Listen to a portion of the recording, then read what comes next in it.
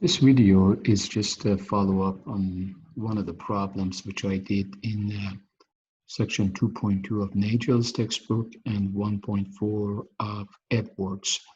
Mistakenly, I said Larson. I meant to say Edwards. At 8:22 minutes into the video, I did this problem. dy dx equals cosine of x minus y over sine of x, sine of y minus 1. After I expanded the top using the difference of two angles cosine identity, I got this. Then I kind of split this fraction into cotangent of x and cotangent of y.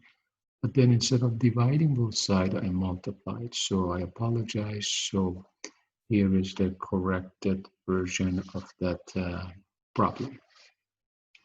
So once you have cotan of x and cotan of y, you divide both sides by cotan of y, then you multiply both sides by dx.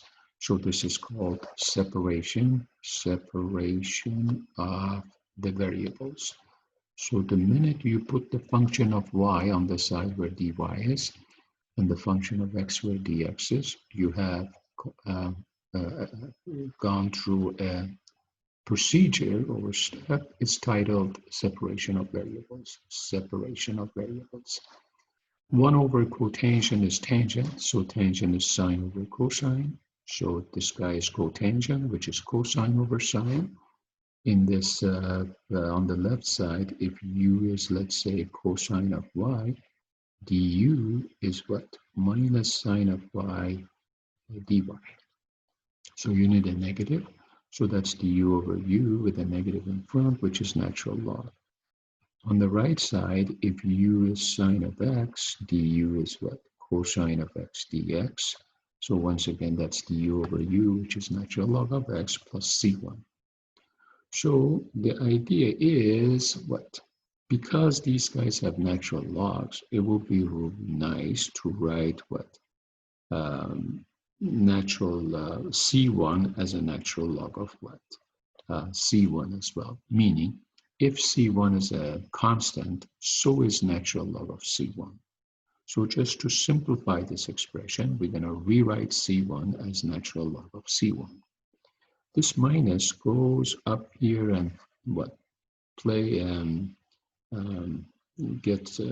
goes up here, acts like a power for the logorand. That's one of the properties of natural log. And the sum of two natural logs is natural log of product of the logorand. So you multiply these guys out. That's how you combine the logs. Then you exponentiate both sides, and that's like e to the power of natural log of a function is the function itself. So you get these two functions on either side. Now, when you drop the bars here, you get cosine of y to the power of -1. That's not inverse, it's -1, is plus or minus c1 sine of x. At this point, we let c, capital C, to be plus or minus c1. So this guy reads cosine of y to the power of -1 equals capital C sine of x. Now, if you notice, this guy cosine of y to the power of -1 is 1 over cosine, which is secant. So the final answer is secant of y equals c what? Sine of x.